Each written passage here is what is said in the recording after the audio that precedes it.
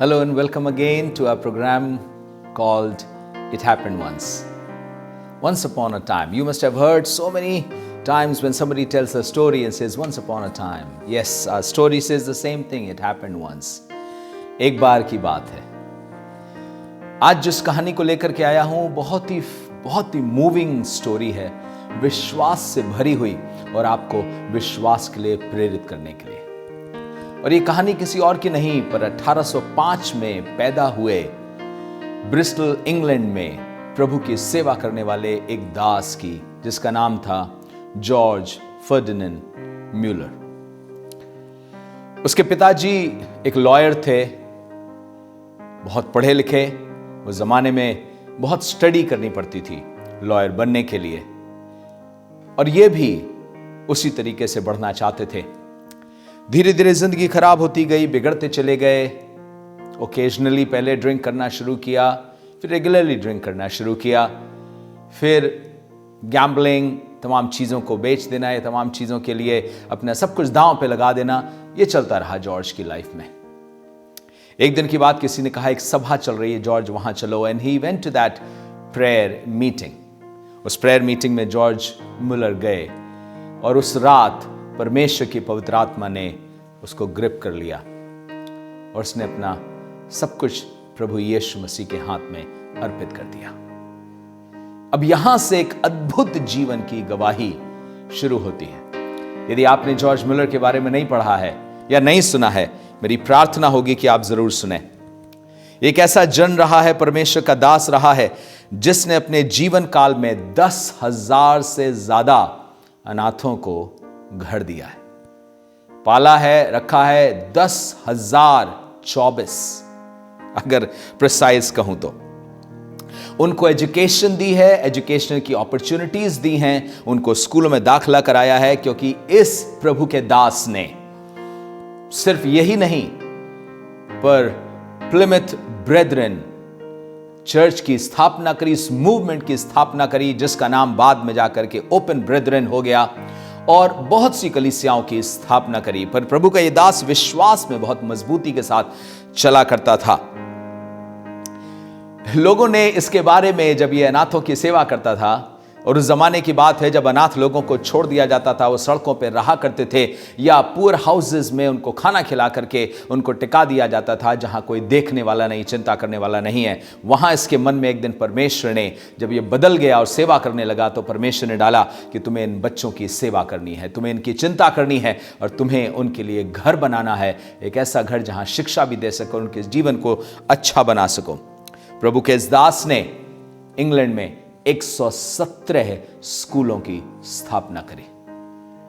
और मजे की बात यह है, आज भी बहुत से स्कूल और बहुत से अनाथ बच्चों का लालन पोषण इस संस्था के द्वारा, जो प्रभु के इस दास ने 1830 के आसपास शुरू किया था, आज तक वो कार्यरत है.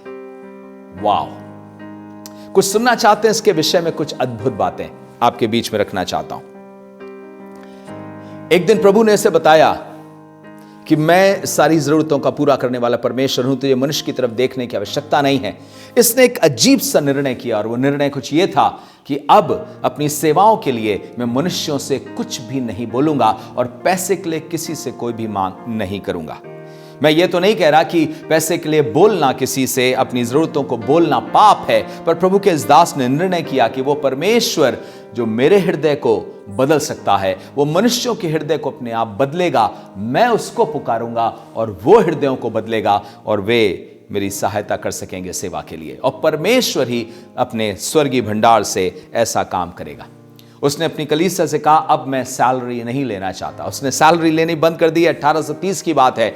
ही स्टॉप टेकिंग सैलरी. वो सॉमरसेट में एक जगह है जहां पर वो प्रीच कर रहा था, और प्रीच करने के बाद एक जन उसके पास आया, कांग्रीगेंट उसके पास आया और आके कहने लगा, I want to help you with something. उसने एक पेपर में रैप किया हुआ था, कुछ पैसा था. उसने रिफ्यूज कर दिया, अपने प्रचार के लिए इस पैसे को नहीं ले सकता.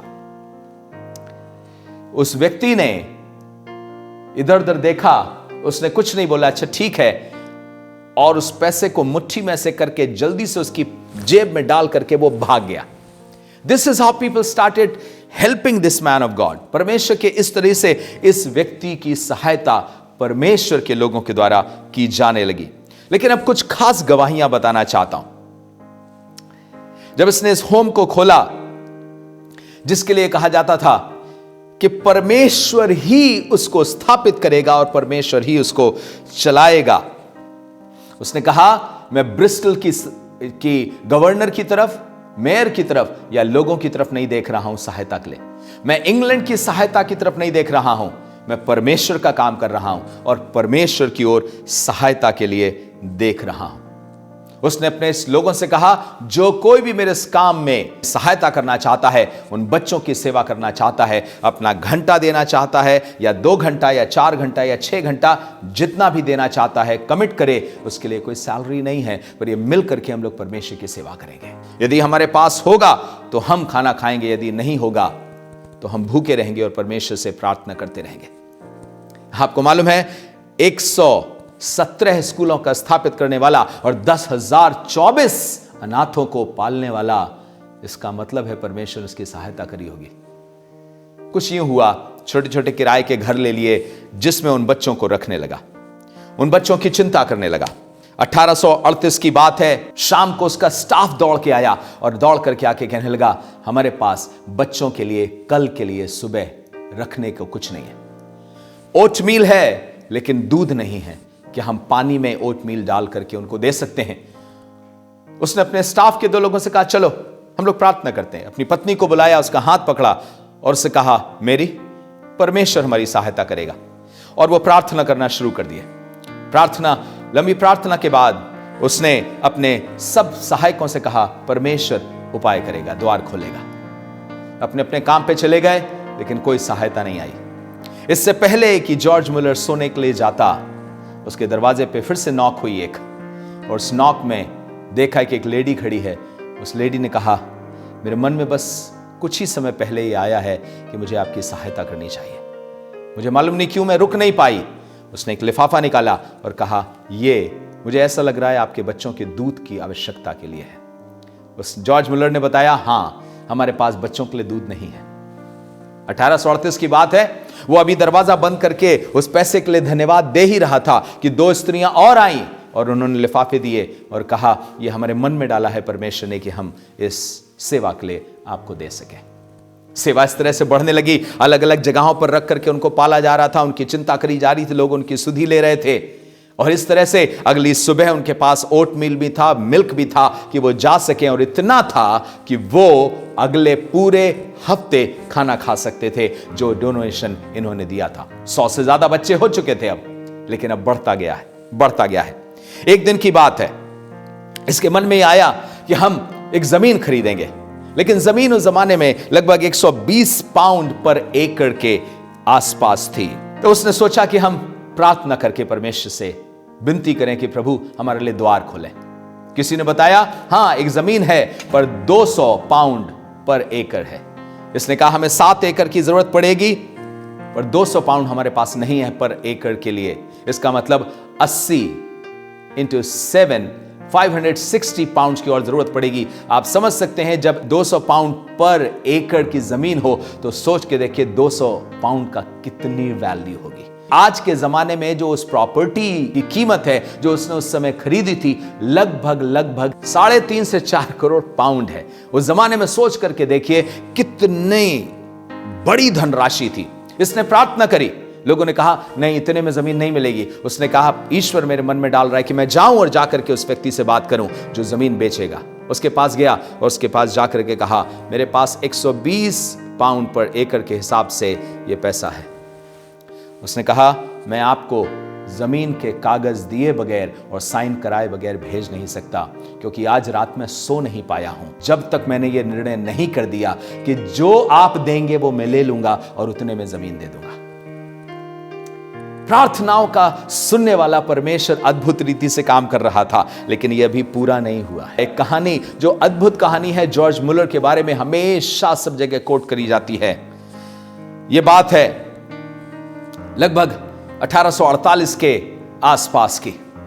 होम बन गया था, लगभग 300 से अधिक बच्चे एक जगह पर थे, और एक दिन ऐसा आया कि स्टाफ ने आकर के बताया हमारे पास कल सुबह के लिए उनके लिए ना ओट मील है ना मिल्क है। 300 बच्चे, हमारे पास कुछ नहीं है। अभी तक हम इंतजार कर रहे हैं लेकिन कुछ नहीं आया।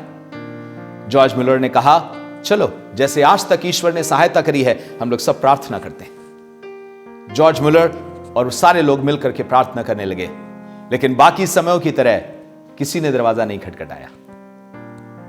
बाकी समयों की तरह कोई लिफाफा लेकर के नहीं आया। इन्होंने प्रार्थना करी और प्रार्थना करके सो गए। जॉर्ज मुलर की पत्नी कह रही थी, क्या होगा? उसने कहा, परमेश्वर जो आज तक संभालता आया है आगे भी संभालेगा। हम उसके हैं, ये बच्चे उसके हैं। और सवेरे उठ करके स्टाफ आकर के कहने लगे, जॉर्ज हम क्या करें? जॉर्ज मुलर ने कहा, बच्चों को तैयार करें और टेबल पे बिठाएं। हम प्रार्थना करेंगे और जैसा परमेश्वर चाहेगा हम वैसा करेंगे। ईश्वर द्वार खोल सकता है। सारे बच्चे तैयार होकर के सोच के देखे, 300 बच्चे इंतजार कर रहे हैं कि उनको नाश्ता मिलेगा। उनको यह नहीं मालूम कि टेबल पे कुछ नहीं आएगा। उनको यह नहीं मालूम कि उनके आज घर में कुछ नहीं है। स्टाफ आए, जॉर्ज मुलर आए। सुनिएगा, डाइनिंग रूम सेट था, बिना खाने के टेबल लगी थी और जॉर्ज मुलर ने कुछ यूं प्रार्थना करी, dear father we thank thee for what thou art going to give us to eat। हे पिता, हम तेरा धन्यवाद करते हैं उस भोजन के लिए जो तू हमें देने जा रहा है, जिसे हम खाएंगे। और यह प्रार्थना खत्म ही हुई थी, अचानक दरवाजे पे एक दस्तक हुई। एक आदमी खड़ा हुआ था जो कहने लगा, मिस्टर मुलर हम आपसे मिलना चाहते हैं। उसने कहा, यस बताइए। वो शहर का एक बेकर था जो ब्रेड बेक्स करता था। उसने कहा, हम पूरी रात ठीक से सो नहीं पाए जब तक मैंने ये निर्णय नहीं ले लिया कि मैं उठ करके ब्रेड बेक करूंगा। बेक करता जा रहा था और ये लग रहा था और बनानी है। और तब मुझे ये समझ में आया कि मुझे ये ब्रेड आपके लिए बनानी है। और मेरे मन में ये आया कि मैं सवेरे जितनी जल्दी हो सके मैं ब्रेड लेकर के आपके पास आऊंगा। मैं पूरी रात सो नहीं पाया हूं कि आपको ब्रेड की जरूरत है। जॉर्ज मुलर ने उसको सारी कहानी बताई। हमारे पास आज बच्चों के सामने कुछ रखने के लिए नहीं, अभी हमने प्रार्थना खत्म करी है और आप ब्रेड लेकर के आ गए हैं। ईश्वर ने आपको भेजा है। अभी वो फ्रेश ब्रेड जो अभी अभी बेक होकर के निकली है, ये आखिरी बना करके लेके आया है, बच्चों की टेबल पे सजाई जा रही थी। इतने में दरवाजे पे फिर से नॉक हुई और उस नॉक के समय इस समय एक आदमी खड़ा था जो किसी का पहचाना हुआ नहीं था, उस नगर का नहीं था। वो आदमी कहने लगा, मैं एक दूसरे शहर में दूध देने के लिए जा रहा था क्योंकि मैं दूध का व्यवसाय करता हूं। बुलक कार्ट थी, वो उसका पहिया खराब हो गया है और वो बन नहीं सकता और बहुत दूर जाना है और मैं दूध को वहां ले जा नहीं सकता। मुझे ऐसा लगा कि मैं किसके पास जाऊं, सामने आपका दरवाजा था, तो क्या आपको दूध की आवश्यकता है? जॉर्ज मुलर ने कहा, ऐसी ऐसी कहानी है, हमारे साथ ऐसा ऐसा किस्सा है, हां हमारे बच्चों को दूध की आवश्यकता है। उसने कहा, हम सारा दूध आपको देते हैं। इतने बड़े बड़े कैन दूध के उसी समय उस पूरे भवन के अंदर आए, दूध गर्म किया गया और बच्चों ने ब्रेड और दूध खा करके फिर आगे का पूरा दिन गुजारा। एक वो परमेश्वर जो प्रार्थनाओं का सुनने वाला परमेश्वर है। परमेश्वर के वचन में लिखा हुआ है कि आधी रात के समय एक दोस्त जाकर के खटखटाता है और कहता है, रोटी की आवश्यकता है। घर का मालिक उठता है और रात में भी उसको ब्रेड देता है। आपका परमेश्वर भी प्रार्थना का सुनने वाला परमेश्वर है। जॉर्ज मुलर की जिंदगी में अद्भुत काम होते चले गए। जैसा मैंने बताया, 10,024 अनाथों को पाला और आज के दिन तक सेवा वहां पर चल रही है। पर इतना ही नहीं, एक और खास बात बता करके मैं आपकी हिम्मत अफजाई करना चाहता हूं। हुआ क्या, सुनिएगा। जॉर्ज मुलर का यह कहना था, I died for the world the day I accepted my Jesus। 1856 की बात है। एक जवान आयरिश मैन जिसका नाम जेम्स मैककिल्किन था, वो जॉर्ज मुलर की स्टोरी पढ़ रहा था। मेरी प्रार्थना है कि जब आप जॉर्ज मुलर की स्टोरी को सुन रहे हैं तो आपके अंदर भी प्रार्थना का जज्बा और भाव और विश्वास जागे।